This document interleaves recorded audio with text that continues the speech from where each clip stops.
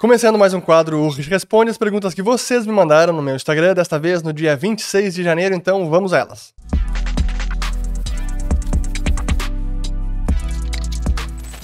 Muito bem, todos aqueles que estão chegando agora aqui no canal, meu nome é Fernando Urch, aqui a gente fala de economia, mercados e investimentos. Se vocês gostaram do conteúdo, considerem se inscrever, ativando o sininho aqui embaixo e também compartilhando este vídeo. Pois vamos logo às perguntas, tem várias, e até a primeira aqui não foi combinada, mas é literalmente aqui a primeira pergunta do Edmundo, perguntando quando vamos abrir a próxima turma do Ciclos de Mercado. Já temos a data praticamente definida, vai ser agora em março, assim, ao longo das próximas semanas a gente vai divulgar, mas podem aguardar então março, próxima turma do Ciclo de Mercado, e possivelmente a última deste curso. Mas isso é uma outra informação, que eu acabo me antecipando já aqui, mas vamos lá. Agora sim, pergunta também do Edmundo sobre o seguinte: acha que as americanas vão conseguir sair da recuperação judicial e se recuperar? Difícil dizer ainda, porque o que tem surpreendido esse caso é como as informações ainda estão desencontradas. A gente segue no escuro, em geral, não sabemos o que aconteceu, como que essas dívidas não apareceram. Das últimas informações que foram divulgadas na quarta-feira e quinta-feira, 26 de janeiro, a empresa divulgou uma lista com todos os seus credores principais, inclusive não apenas credores financeiros, como a Nestlé, Samsung, fornecedores de produtos, mas as dívidas financeiras, o que surpreendeu é que a Americanas, que teria divulgado essa lista, não sabia exatamente quem eram os donos, os seus reais credores. Por exemplo, o primeiro da lista era o Deutsche Bank, como constando lá com mais de 5 bilhões de dívidas. Só que o Deutsche Bank veio a público e informou que não é credor da empresa. Na verdade, ele é apenas o trustee, que é uma espécie de custodiante, não é bem um custodiante, mas enfim, de duas emissões que foram feitas no exterior, mas não é ele que detém esses títulos. Então essa dívida, quem está carregando no balanço, não é o Deutsche Bank, são outros investidores. E a Americanas informou que é o Deutsche Bank. Enfim, esse é um exemplo, mas outros também se pronunciaram, outros credores que foram divulgados nessa lista, que não é bem aquela informação que está lá. Então cada vez surpreende mais o que parece ser uma falta de controle. Qual é a real situação da empresa? Como é que não apareceu? O total de dívidas bancárias ou financeiras seria cerca de 35 bilhões de reais, sendo que no balanço da empresa tinha menos de 20 bilhões. Como é que isso não apareceu? Assim, a história continua muito mal contada. Aí pergunto, será que ela sai da recuperação judicial? Olha, possivelmente não, porque a situação parece ser tão complicada que daqui a pouco ela vai precisar ser absorvida por algum concorrente, vai acabar sendo indo à falência e os ativos que são bons serão adquiridos por outras empresas. Não estou dizendo que é o que vai acontecer, mas como a gente continua na escuridão sobre o tamanho do problema, o que aconteceu, foi fraude ou não foi fraude, é difícil até fazer essa afirmação. Será que ela consegue sair dessa recuperação judicial? Complicado, para dizer o mínimo. Aqui do André 12. Você acha que essa moeda virtual nos moldes da URV para Brasil e Argentina pode dar certo? Não pode dar certo. E a gente fez a nossa última transmissão para os assinantes do Follow the Money foi sobre isso. Eu recomendo quem quiser se aprofundar nesse assunto, porque vale a pena. A gente trouxe muitos insights e informação detalhada sobre todas as facetas dessa moeda comum. Foi no Follow the Money do dia 25 de janeiro. Link na descrição do vídeo, siga o dinheiro. Mas não pode dar certo porque são países tão diferentes, com inflação elevada, historicamente irresponsáveis quando se fala de controle fiscal, e não é necessário uma moeda comum ou única, e nem mesmo essa que seria uma unidade de troca comercial, para que haja mais abertura comercial ou para que haja mais relações comerciais entre esses dois países, ou Mercosul, ou da América Latina. Honestamente, na minha avaliação crítica, é mais uma forma, no final das contas, de ajudar um país aliado ideologicamente de Lula neste momento, financeiramente, por uma via indireta, que é o que acontece na Europa. Mas, enfim.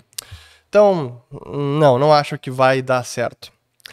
Aqui do Aurélio. É possível o Haddad levar o país ao maior déficit financeiro da história? Possível é, mas eu não vejo isso acontecendo. Assim, não é desconhecer a visão de gasto público que PT, Haddad tem, mas é achar que nós temos instituições, mecanismos de controle fiscal, opinião pública, imprensa, por mais que hoje em dia não seja uma restrição muito grande, mas não é tão simples ele gerar o que seria o maior déficit fiscal. Então, precisa fazer muita coisa errada para ir nesse caminho do que seria o maior déficit fiscal da história brasileira. Então, não, eu não prevejo esse cenário catastrófico. Não quer dizer que eu vou apostar todas as minhas fichas que isso não vai acontecer. Isso é importante frisar, porque muita gente às vezes acaba interpretando o que eu respondo aqui, algumas previsões ou análises de cenários, como sendo algo binário, é tudo ou nada, e que se eu disser que o Haddad não deve estourar o fiscal ou ser o pior ministro da Fazenda, isso significa que então estou apostando 100% das minhas fichas que é isso que vai acontecer. Não é, mas vamos analisar os fatos friamente, o que pode acontecer. Muito bem, aqui do Ronei. Cadê a recessão americana? Parece que a economia lá está normalizando. Pois então, quando a gente fala de recessão, esse até é um assunto que muita gente hoje está debatendo, porque de fato temos muitos indicadores que sinalizam não a iminência, mas uma maior probabilidade de uma recessão nos Estados Unidos, a começar pela extrema inversão da curva de juros. Esse é um indicador preditivo de recessão, ou melhor, que costuma anteceder desacelerações ou quedas da atividade econômica, e isso vale para os últimos 70 anos. Então, se não tivermos uma recessão em 2023 ou 2024, essa vai ser a primeira inversão e dessa magnitude que ocorreu na história e que não foi sucedida de uma recessão. Pode acontecer? Claro que pode, mas não é tão rápida a coisa, inverteu a curva de juros, recessão mês que vem. Não funciona assim. E o próprio instituto que é responsável pela datação, a cronologia dos ciclos econômicos, é uma determinação a posteriori, e ele costuma olhar uma série de indicadores, é renda pessoal, é emprego, atividade industrial, venda no atacado, então não é simplesmente, caiu, por exemplo, agora o PIB subiu o PIB no quarto trimestre até acima do que se esperava nos Estados Unidos. Então pronto, os Estados Unidos está livre de recessão, ela não vai chegar. Não é assim que funciona. Mas não é uma recessão iminente que já está acontecendo. Muito bem, aqui do Hugo. Acha que mudar de carreira com 32 anos de vida é ruim? Sem dúvida alguma que não. Eu até diria, talvez como um recado para muitas pessoas, a maior parte dos profissionais, salvo algumas profissões mais específicas ou onde você investe uma boa parte da sua carreira e de estudo, como médico, talvez advogado, engenheiro, etc., dentistas. Mas a verdade é que não é ruim, não. Eu mudei de carreira algumas vezes e a última mudança de carreira eu diria que foi com 36 anos. E talvez depois tenha mudado de novo. Essa carreira que eu tenho hoje, até uma das perguntas que fizeram aqui, depois eu vou responder ela, é de um youtuber, influenciador digital, alguém que produz conteúdo para a internet, analista econômico, analista de cenários macro. Isso nunca foi uma profissão pensada nem planejada, assim, não foi algo deliberado que eu parei um dia e comecei a pensar, quer saber, eu acho que é isso que eu vou fazer da minha vida e essa vai ser minha profissão pelos próximos anos. Não foi pensado assim, até foi uma mudança de carreira que aconteceu naturalmente e sem planejamento prévio. Mas eu diria que sim, pode mudar de carreira, espere que isso vá acontecer até mais vezes e eu não se prenda por isso. Acho que uma mudança de carreira, sem dúvida que é uma renúncia para muita gente, ou para a maior parte das pessoas, mas também é uma oportunidade de novos horizontes, novas experiências, novas fontes de renda, de conhecimento, e pode ser excelente. Então, até a minha primeira grande mudança de carreira foi com 28 anos, não, já tinha 29, quando eu decidi sair de uma multinacional, a ThyssenKrupp Elevadores, na época que eu morava em Dubai, tinha um excelente trabalho, uma excelente posição, uma carreira de executivo, de multinacional, e resolvi largar tudo para fazer o mestrado e seguir um rumo bem diferente do que eu teria imaginado 2, 3 anos antes. E acho que deu certo. E faria de novo se tivesse que fazer. Muito bem, aqui do Tial. Brasil em 2025, mudança no Banco Central. A gente não sabe o que vai acontecer. Até a pergunta aqui tem a ver com a lei de autonomia do Banco Central, que mudou os mandatos do presidente e dos diretores do Banco Central brasileiro, que são intercalados agora e não coincidem com a troca do executivo. Então, o Lula entrou agora, começou o mandato, e ele não pode indicar um novo presidente para o Banco Central até 31 de dezembro de 2024, quando acaba o mandato do Roberto Campos Neto. Então, 2025, quem é que entra? Seria o Roberto Campos Neto? Acho que não. Acho que ele não ficaria. Não acho que ele vai ser reconduzido, então possivelmente Lula indicaria outra pessoa, Haddad, Lula, alguém mais alinhado, e eu não imagino que vai ser o RCN, não. O que vai ser o RCN? O que vai ser a partir de 25? Veremos, mas podem anotar. Vai trazer ruído. Essa mudança de banqueiro central, o presidente do Bacen, os nomes vão começar a ser ventilados na imprensa, e aí vão testar como é que o mercado reage. Então esperem. Eu acho que 2024, talvez já na metade do ano, a gente comece a ver um zum na imprensa. Quem é que vai ser o próximo presidente do Banco Central? Então anotem aí, vai ter ruído e volatilidade. Aqui do Juninho Matos. Danilo Gentili para presidente 2026. Qual a sua opinião? Eu até preciso entrar aqui para confirmar isso, porque eu vi essa notícia que seria ele concorreria à presidência na próxima eleição, presidente, só que ele concorreria como candidato apoiado pelo MBL, Movimento Brasil Livre, exatamente. O que eu acho? Eu acho que o Danilo Gentili, como um candidato, acho que seria excelente, especialmente no meio da campanha eleitoral. Eu acho que poderia trazer bons debates, colocar o dedo na ferida de muita gente. Seria, sem dúvida, uma mudança de ares de tudo que a gente já teve.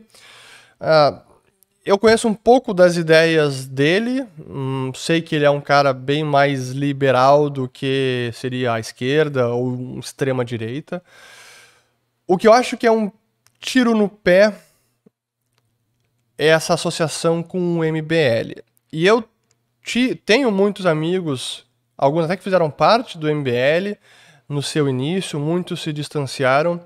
E eu entendo que hoje o MBL é um movimento que antagoniza muita gente, até mesmo possíveis aliados, e não acho que seria um bom apoio ou uma boa associação para alguém que quer realmente, imagino que ele queira realmente se candidatar e ganhar uma eleição. Pode ser polêmica essa minha afirmação, pode ser que algumas pessoas não gostem, talvez eu receba mensagens aqui até de amigos conhecidos, mas como eu procuro sempre responder essas perguntas, eu não poderia deixar de fazer esse comentário onde tem gente dentro do MBL que eu respeito, admiro a opinião, mas tem muita gente lá que eu acho que acaba tendo uma influência mais negativa do que positiva para o rumo do país. Minha opinião, respeitem ou concordem, discordem, mas é isso. Seguindo, aqui do Mauro. Até só para complementar, para que não fique muito superficial a crítica, muitas das posições defendidas pelo MBL em termos de o que seria um receituário para o Brasil, Privatizações, desestatização, abertura comercial, mais empreendedorismo, menos Estado, acho que isso a gente compartilha, acho sem dúvida alguma. Mas a forma, eu reitero sempre que a forma como os assuntos devem ser conduzidos, na minha avaliação, importa. E muitas vezes eu vejo, especialmente o pessoal do MBL, pecando pela forma e antagonizando muita gente, trazendo ruído e destruindo pontes que não tem porquê.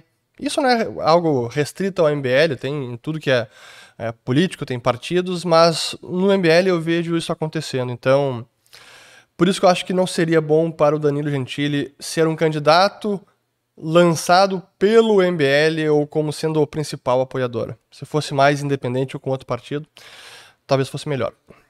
Ou tivesse até mais chance. Aqui do Mauro César. Stock picking ou investimento em ETFs passivos e de fatores globais? Qual a melhor alternativa?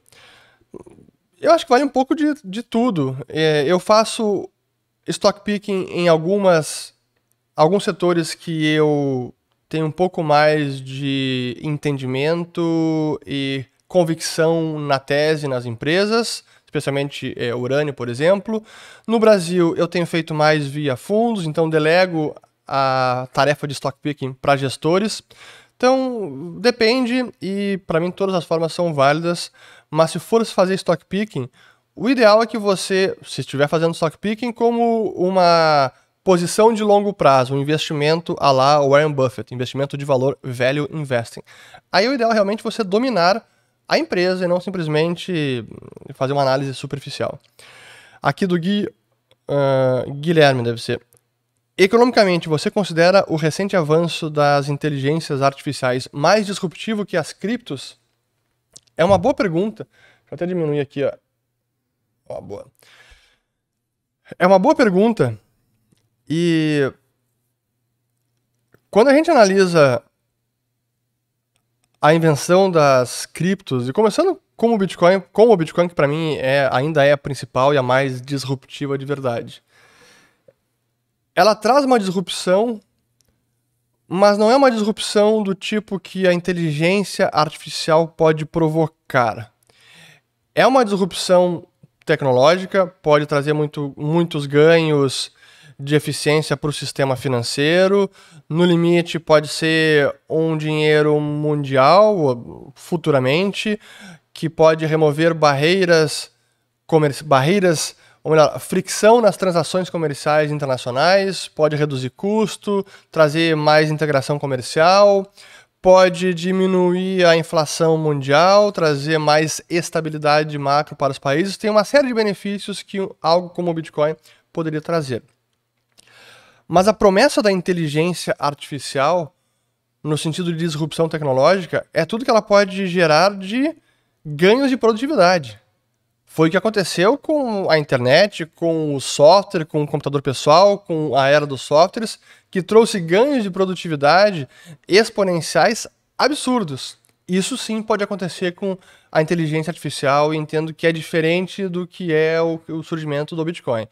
Então, eu acho que é mais disruptivo no sentido de saltos de produtividade que pode gerar para a humanidade. Mas é um tema fascinante, eu tenho que aprofundar ainda mais inteligência artificial. Aqui do Luiz Otávio. Chegando o dólar a 5, é a melhor oportunidade até agora de fazer aportes? Como é que eu tenho me posicionado frente à questão cambial, dólar, etc.? O meu cenário base tem sido Lula, governo novo, Haddad, não fazendo barbeiragens muito heterodoxas. A tendência do dólar é cair aqui no Brasil e talvez até no mundo, porque os ventos externos hoje são mais favoráveis para isso, porque estamos no fim desse ciclo de aperto monetário, outros países começaram também a subir juros juntos. Então tem um cenário, uma confluência de fatores que a gente poderia concluir que o topo do dólar já chegou. Certeza, ninguém tem, mas eu diria que é uma possibilidade real. E se isso acontece, países emergentes como o Brasil vão se beneficiar como estão se beneficiando. Então, meu cenário base é dólar caindo, como caiu nos últimos dias. Por que não cai mais e por que às vezes sobe bastante? pelo ruído todo que a gente vê, quando o Lula resolve falar realmente o que ele pensa, quando o Haddad às vezes fala alguma coisa também mais alinhada a Lula, o mercado fica assustado com a trajetória do fiscal, o que pode acontecer com o câmbio futuro. Então, o que acontece? O dólar dispara no curtíssimo prazo e depois volta a cair. Eu fiz esse preâmbulo para dizer que o dólar caindo, o que eu tenho feito, eu compro um pouquinho. Então o dólar cai, eu compro um pouquinho. Ah, vai cair para 5, vou comprar. Ah, vai para 4,90, vou aproveitar para dolarizar mais. Vai para 4,80, vou aproveitar. E eu pretendo e gostaria e espero que o dólar caia, vá para 4,90, 4,80, vá para 4,50 nesse ano. Seria ótimo, porque para mim seria uma ótima janela de oportunidade para dolarizar. E como eu sempre digo, não é operar o câmbio. Eu não estou fazendo uma aposta, vou operar, comprar agora a 5, depois eu vendo. Não. É uma estratégia de preservação de patrimônio a longo prazo. E nesse caso eu vou fazer isso ao longo dos próximos meses e não semana que vem faço tudo. Não é assim. Muito bem, aqui do Marcos. Pode falar um pouco do teto da dívida americana que foi atingida? O teto foi atingido. É verdade. Eu costumo tratar o teto de dívida dos Estados Unidos como um não evento, porque a única certeza que a gente tem é que ele vai acontecer de tempos em tempos. Ou a dívida americana vai seguir subindo até tocar no teto. Como o teto é algo legal, ele precisa ser alterado por lei, ou ele precisa ser suspenso por lei, ou ele precisa ter o teto final realmente alterado. Isso costuma acontecer. Ou o teto é suspenso, ou eles elevam finalmente o teto. E é isso que aconteceu desde, se não me engano, foi 43 ou 46 quando o teto foi imposto por lei.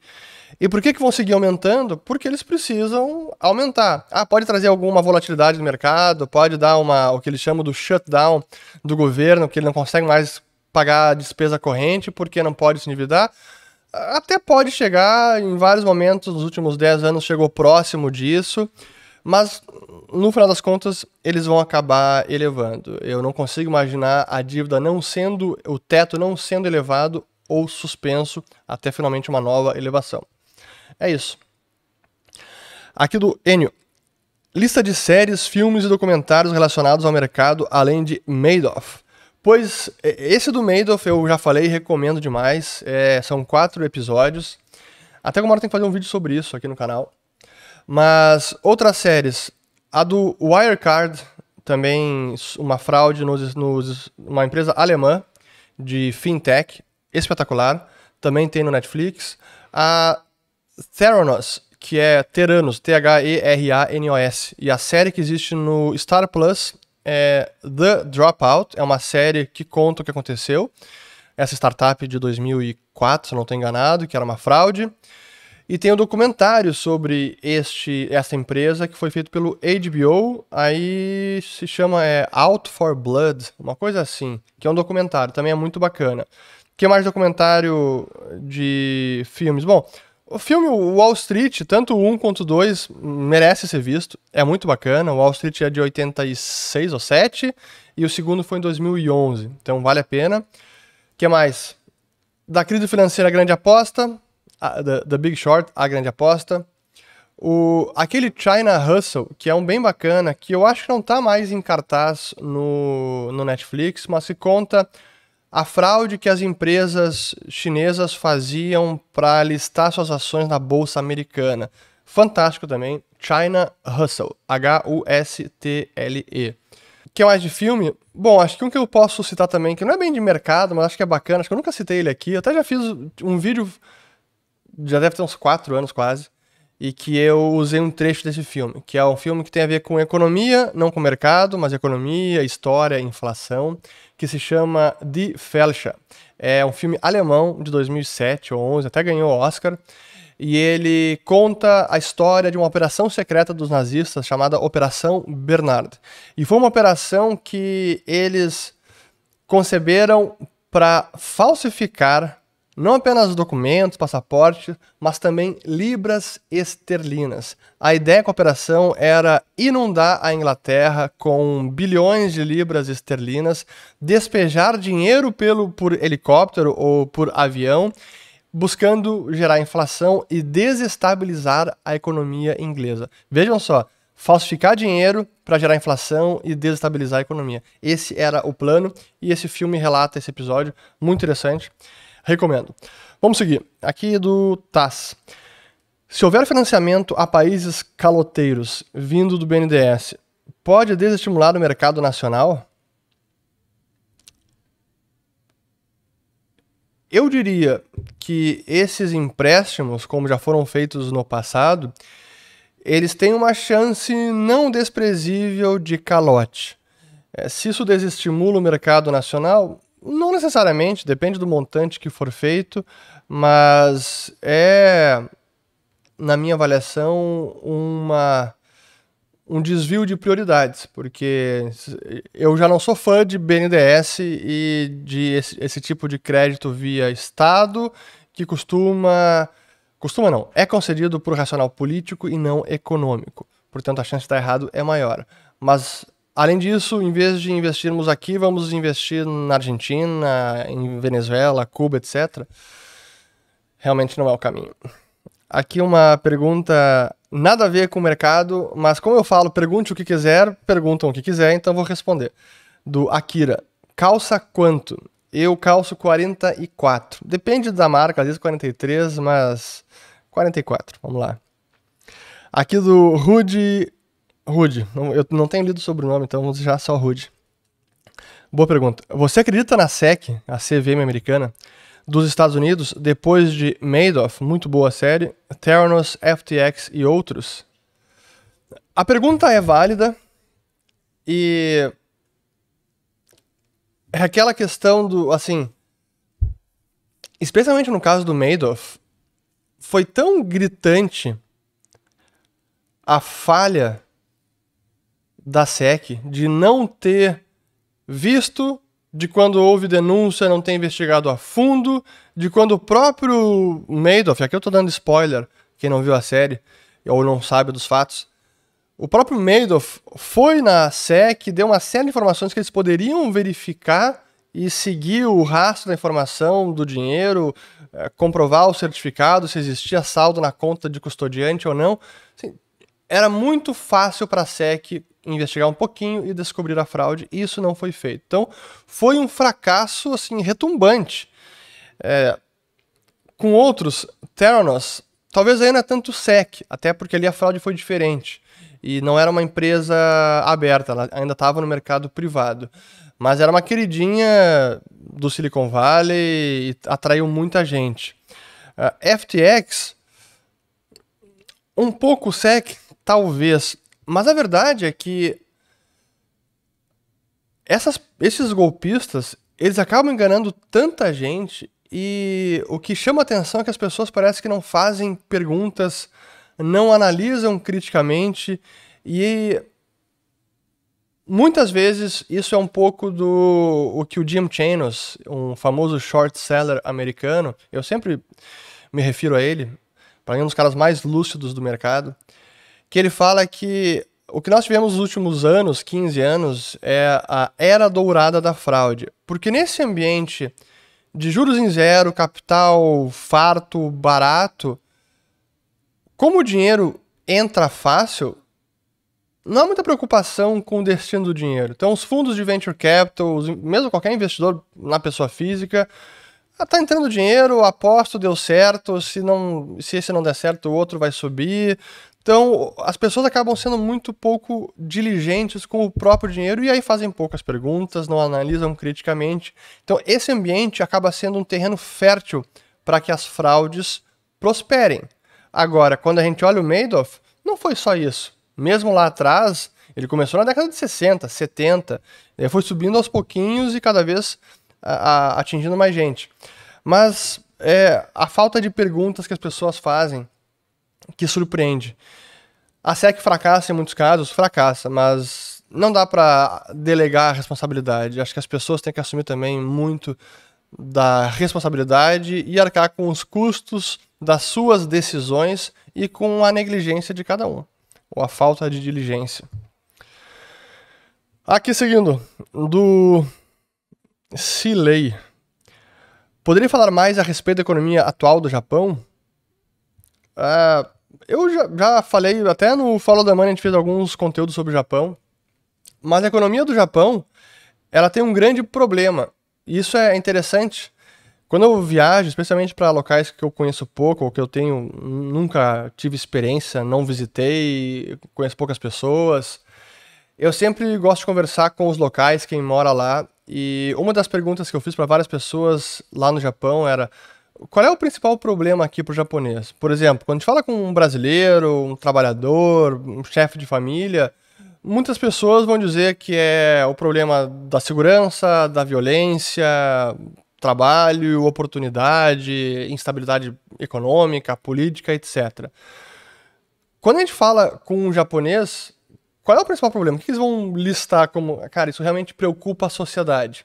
No caso do Japão, uma resposta que eu recebi de várias pessoas é a baixa natalidade no Japão. O país já está decrescendo, já tem mais pessoas morrendo do que pessoas nascendo. Isso já tem alguns anos, não chega a uma década, mas já tem pelo menos uns 5 anos em que a população do Japão está caindo. E esse é um problema. Recentemente isso virou até está virando, já é um debate em termos de política pública do Japão, o que fazer para aumentar o número de nascimentos no país. Então é interessante notar como essa é uma das grandes preocupações da sociedade japonesa. Aumentar o número de nascimentos. Aqui do Cadmil. Joga na loteria? Não, não joga na loteria. Já joguei, claro, mas não costumo fazer isso. Aqui do Seulin. A reabertura da China pode aumentar a inflação global? Poupança chinês na máxima. Boa pergunta, até permite eu elaborar melhor a resposta. Porque eu mesmo já falei que sim, a reabertura da China, a maior demanda agora, pode pressionar a inflação, especialmente commodities energéticas. E sim, isso é verdade, mas é algo pontual. Não é o tipo de inflação perene que só pode acontecer pela via monetária, o dinheiro valendo menos, o dinheiro tendo a sua quantidade aumentada, inflacionada, como aconteceu em 2020 e 2021. Mas sim que pontualmente, talvez 2023, pressione petróleo, derivados, isso tenha um efeito neste ano, talvez respingue em 2024. Mas se a China realmente reabrir, voltar a crescer e produzir mais, e tentar não se desintegrar do mundo, como aconteceu, ou evitar uma desglobalização mais intensa, a China acaba sendo um fator deflacionário, não inflacionário, porque ela também vai produzir. A China não está simplesmente consumindo, ela também produz e está intercambiando com o mundo. Então, no primeiro momento, sim, pode ser inflacionário, mas passados os efeitos da reabertura, aí não necessariamente vai ser algo inflacionário. Aqui do Newton. Quando o Fed vai parar de subir os juros? Ninguém sabe, mas estamos cada vez mais próximos deste momento. A reunião do Fed é semana que vem, dia 1º de fevereiro, sai a decisão. O mercado está esperando que vai ser apenas 25 pontos base, depois daí pode ser mais uma de 25 pontos base, iríamos para perto de 5%. Não, seria 5%, estamos 4,5%, mais 25, 4,75%, e depois seria mais 5%. Acho que é possível chegar em 5%, talvez 5,25%, então estamos bem próximos de chegar no fim desse aperto monetário.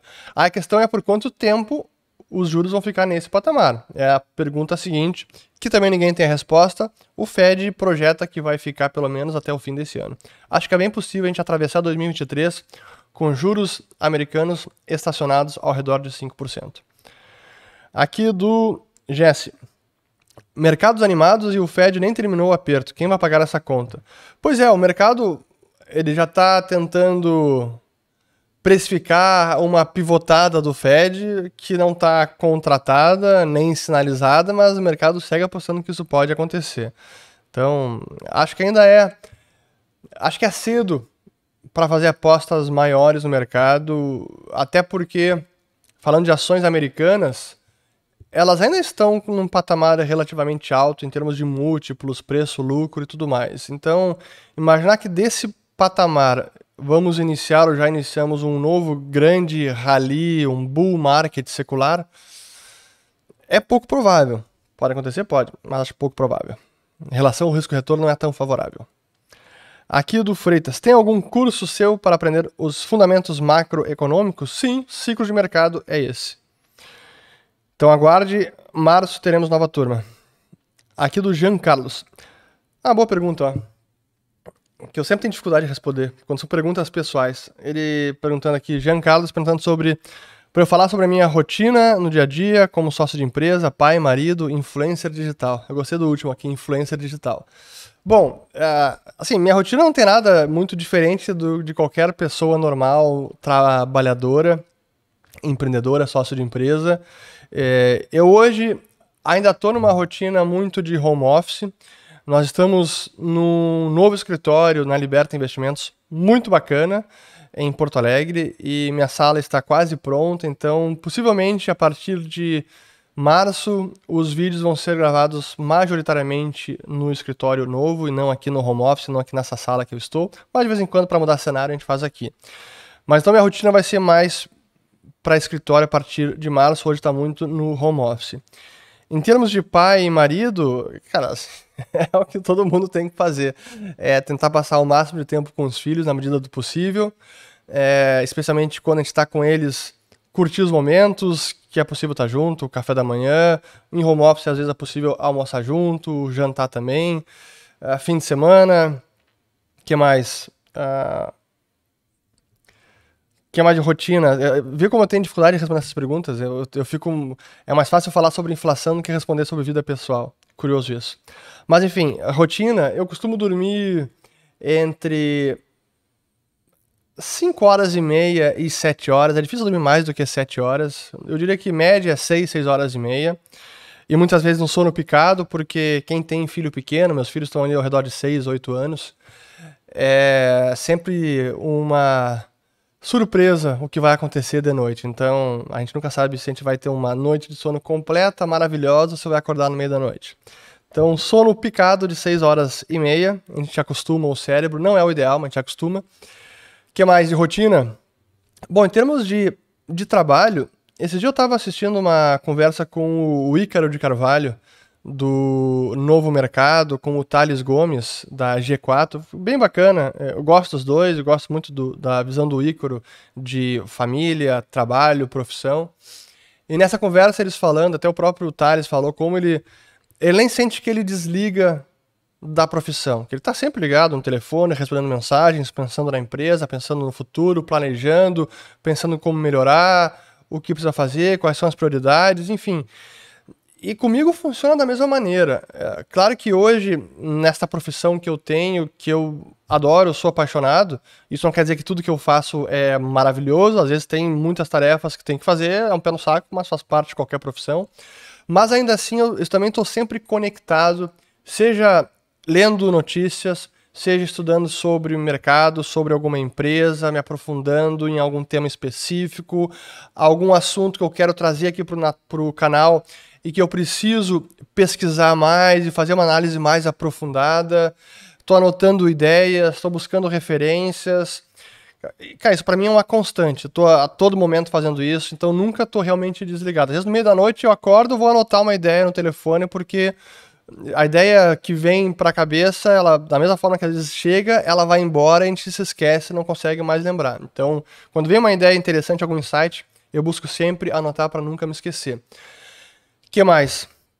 E a rotina é isso. Hoje, pelo meu trabalho, eu tenho muita flexibilidade, mas eu trabalho bastante. Então, por exemplo, essa semana a família está na praia, eu estou sozinho no home office, tenho trabalhado bastante, mas vou conseguir ir para a praia na sexta-feira de manhã, vou trabalhar um pouco de lá remotamente, não vou gravar, obviamente, mas acabo trabalhando de noite, acabo trabalhando um pouco de manhã, muitas vezes trabalho domingo de manhã, para mim costuma ser uma hora da semana boa de gravar, inclusive, porque gravar vídeos, porque é mais calma, você não tá naquela correria do dia a dia, não tem tanta notícia acontecendo, o pessoal não tá tão ligado, é um período, para mim, que é bem produtivo, domingo de manhã. Mas enfim, trabalho bastante, mas com flexibilidade. E por fim, influencer digital. Pois então, eu sempre tenho um pouco de implicância com o termo, talvez seja um preconceito meu, porque na minha cabeça tem uma conotação talvez um pouco negativa. Um influencer digital é aquele cara que abre Instagram só para falar da sua vida pessoal, o que tá comendo, o que tá vestindo, para onde tá indo, para onde tá viajando. E esse é o influencer digital. E tem um pouco dessa imagem. Mas eu sei que pelo trabalho que eu tenho, a exposição em redes sociais, toda a publicação que eu faço constantemente, eu acabei me tornando o que hoje se denomina um influencer digital. Mas que eu não me considero isso, porque na verdade o que eu procuro fazer é ensinar, comunicar minhas ideias, minhas análises, minhas opiniões por meio das redes sociais. Então é isso que eu busco fazer. Claro que acabei por conta disso me tornando um influenciador digital, mas como eu falei anteriormente, não foi algo planejado, assim, bem pensado, quero fazer isso. Não, acabou acontecendo. E dá muito trabalho você fazer bem feito, precisa ser diligente, disciplinado, dedicado, porque senão não tem jeito. Para fazer YouTube aqui também, como eu falei outro dia, me perguntaram outro dia se eu fazia vídeo sempre por prazer ou já tinha que fazer obrigado. Não, hoje tem que fazer obrigado. Muitos fazem por prazer, mas muitos têm que fazer por obrigação porque precisa estar aqui. Eu acho que é isso de influenciador digital que eu queria falar. Será que tem mais alguma coisa sobre isso? Não, acho que é isso. Acho que por fim, sobre influenciador digital, acho que é um pouco do que eu busco também. A forma como eu utilizo as redes sociais, para mim, está muito clara. E o meu objetivo com as redes sociais é falar sobre economia, sobre mercados, sobre investimento, sobre, muitas vezes, liberalismo, visões, filosofia política, mas não é o principal. Mas para mim também é importante passar os meus valores e princípios por meio das redes sociais. Política, na medida do necessário, não é um assunto que eu goste, mas eu evito falar de vida pessoal, mostrar a vida pessoal. Sei que qualquer influenciador, qualquer gestor de rede social em empresas, de times, etc., vai dizer que é importante e que quando você mostra mais da sua vida, da sua personalidade, isso faz diferença, engaja mais, traz mais seguidor, traz mais curtidas. Eu sei de tudo isso e concordo, mas não é o que eu quero fazer. Realmente, o meu foco é falar desses assuntos e não o que eu digo que eu não quero é me celebrizar. Não é esse o objetivo, então vida pessoal é uma coisa, vida profissional é outra. A rede social é vida profissional, não é vida pessoal. Para mim, não é uma crítica, é apenas como eu abordo o assunto de influenciador digital. A não ser que o assunto que eu esteja colocando, ou se algo da minha vida pessoal que eu esteja publicando tem a ver com o assunto, ou seja, pertinente, aí tudo bem. Mas via de regra, eu procuro separar muito bem vida pessoal do profissional nas redes sociais. Muito bem, seguindo aqui do Lanche Nobre. Concorda que o nome da moeda única deve ser Mula, moeda única latino-americana? Eu concordo sim. Aqui do Lucas. A América do Sul vai passar a ser explorada, vai deixar de ser explorada pelos Estados Unidos para ser explorada pela China. Quando eu leio a palavra explorada, normalmente tem um viés um pouco mais esquerdista, uma visão de mundo mais socialista, onde os trabalhadores, os países são explorados, quando não é verdade. Assim, a não ser que nós estejamos falando de países que foram conquistados e colonizados e foram explorados, tudo bem. Mas hoje em dia não é o que acontece. Uma troca comercial, exportação, importação, investimento estrangeiro direto ou em carteira, são trocas voluntárias e em que ambos os países se beneficiam, ambas as populações se beneficiam. Então não há uma exploração aí. Agora, se você fala de influência política, empréstimos, como que a China está fazendo por meio da sua iniciativa Cinturão e Rota, que há também um racional de influência política, quase com uma iniciativa de política externa, e é um programa de política externa também. A gente pode debater o caso de exploração, mas ainda assim não é bem essa a palavra correta. Mas a China já é uma realidade para o mundo inteiro. A China é o principal parceiro comercial do planeta. Essa é a verdade. Isso vale para o Brasil, vale para vários países na América Latina, vale para vários países na Europa, na Ásia. Essa é a realidade. Então a gente precisa ser muito, a gente como país, como governo, na geopolítica, na diplomacia, a gente precisa ter muita habilidade para navegar, especialmente no mundo pós-2022, que não tá fácil. Aqui seguindo do Rafael, com a contínua queda de natalidade no Brasil, quem tem menos de 40 anos não irá se aposentar? É uma boa pergunta. Essa situação de, talvez as estimativas, né? Até hoje foi o último vídeo que eu gravei, tô gravando aqui na quinta-feira, este Hoje Responde, o que eu publiquei na terça-feira sobre a queda de produtividade do país, ou a produtividade que está estagnada, e como os nascimentos, a diferença entre nascimentos e mortes no Brasil está cada vez menor. Esses são os dados prévios do censo de 2022. Isso significa que a partir de cerca de 10 a 20 anos, a nossa população pode começar a cair. Então esse é um fardo grande para a Previdência. E sem dúvida que pode representar o que você fala. Olha, achar que vai se aposentar fácil e não vai ter nenhum plano de Previdência, não dá para dizer. Eu costumo muitas vezes simplificar as explicações dos fenômenos econômicos, porque assim a gente consegue entender realmente o que está acontecendo. E até porque a economia deveria ser simples para que todo mundo entendesse, porque é fundamental que as pessoas entendam como o mundo funciona. E quando a gente fala de previdência, imaginem que o problema da demografia é como uma ilha onde você tem, vamos lá, 1000 pessoas que vivem nessa ilha, mas 200 pessoas são pessoas mais velhas que já não estão mais trabalhando, portanto, não produzem.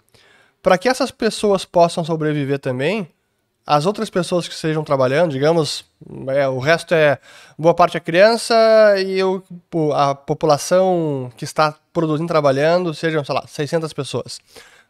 Exemplos hipotéticos. Essa população que está produzindo, ela precisa produzir para se sustentar, para sustentar as crianças que não trabalham e para sustentar também os mais velhos que não estão mais produzindo. Então é preciso uma produção excedente para conseguir bancar e haver um mínimo de subsistência para todo mundo que está morando nessa ilha. Mas se à medida que o pessoal vai envelhecendo e o pessoal não tem mais filhos, ou a taxa de natalidade vai caindo, a proporção de pessoas que estão produzindo para as pessoas que deixaram de produzir começa a diminuir cada vez mais. Você começa a ter um contingente de mais pessoas velhas que não produzem e para um contingente de pessoas produtivas que agora é menor. E pode chegar no momento em que as pessoas que estão produzindo, ou elas têm que trabalhar muito mais, ou elas precisam ser muito mais produtivas para conseguir gerar um excedente de produção capaz de sustentar todas as pessoas que não estão produzindo mais. Sejam as poucas crianças que nasceram, seja os mais velhos que não estão mais produzindo. Ou o que pode ser feito? Bom, os mais velhos que acharam que iam se aposentar e teria produção para eles, olha, não vai poder se aposentar, voltem para o mercado de trabalho, vão ter que produzir alguma coisa, porque apenas aquele punhado de pessoas que sobrou para produzir naquela ilha não consegue gerar uma produção excedente capaz de sustentar todo mundo. É isso que acontece com a Previdência e com a economia, quando a pirâmide demográfica vira e a taxa de natalidade não é suficiente para manter a população crescendo e não há ganho de produtividade capazes de aumentar a produção da economia. Então, não há mágica. Eu fiz uma simplificação do que acontece, mas é exatamente isso. Então, se o Brasil não conseguir melhorar a sua produtividade, como não conseguiu nos últimos 10 anos, e a nossa pirâmide demográfica conseguir se deteriorando, isso é, diminuindo a diferença entre nascimentos e pessoas que estão morrendo, olha, vai ser difícil todo mundo se aposentar da forma que gostaria. Talvez muitos terão que trabalhar por mais tempo do que estavam planejando. Aqui pergunta do Rezende. Sente que a escola austríaca é considerada muito heterodoxa na academia? Não, até porque muitas das políticas econômicas defendidas pela escola austríaca e boa parte das suas teorias, seu marco analítico e conclusões são semelhantes a de outras escolas de pensamento econômico, como o caso dos monetaristas, e a public choice, a teoria de escola pública, de escolha pública. Então, não.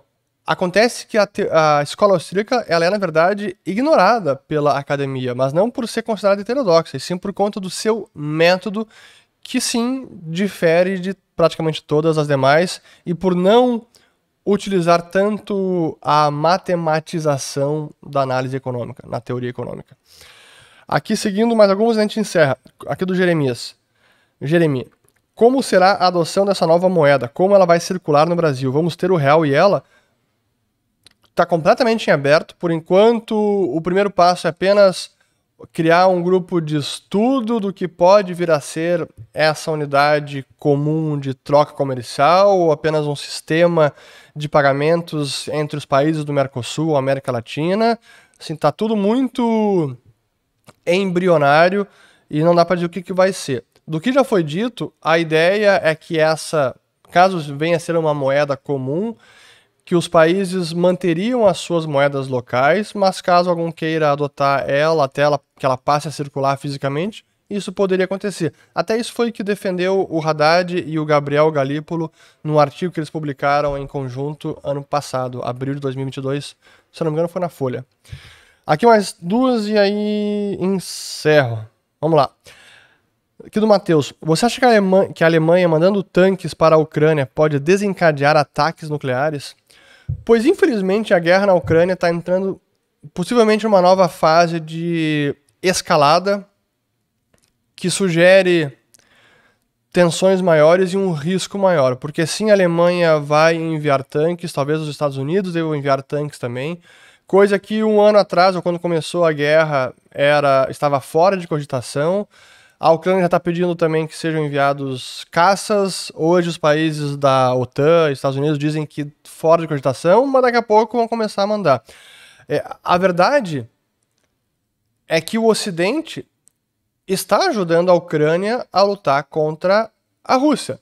Então, a não ser enviando pessoal e estando junto lá no campo de batalha, o Ocidente está lutando essa guerra junto com a Ucrânia contra a Rússia. Essa é a verdade, e quando a gente vê esse tipo de medida agora a ser adotada, ajuda enviando tanques, pode escalar o conflito, sem dúvida alguma, infelizmente. Aqui por fim do Megan Dodge Fox, não sei quem é, mas enfim. Olá, Ulrich, se o Grêmio fizesse um IPO, abrisse seu capital na bolsa, você compraria ações ou manteria a racionalidade? Eu teria que fazer uma análise. Primeiro, no IPO, possivelmente não, porque a IPO não costuma ser um bom negócio. Então eu esperaria a abertura de capital e deixaria a ação negociar por alguns meses, e aí depois eu analisaria o negócio. Mas depende, assim, futebol não é um negócio fácil, né? Acabo por aqui. Espero ter gostado de mais um Ulrich Responde, e comentem aqui abaixo que vocês gostaram, não gostaram, e compartilhem. Se gostarem, coloquem ali o thumbs up, né, a curtida, o joinha, e também considerem se inscrever no canal clicando no botão e ativem o sininho para receberem as notificações. Agora sim, fico por aqui e até o próximo Ulrich Responde. Deixa eu acertar aqui a vinheta final. Sim, agora sim. Valeu, tchau. Bom domingo, lavem as louças, não se esqueçam. Muito bem. Consegui gravar tudo. Agora tenho que editar e gravar um outro vídeo que... senão a quinta-feira vai ficar sem vídeo. Não pode.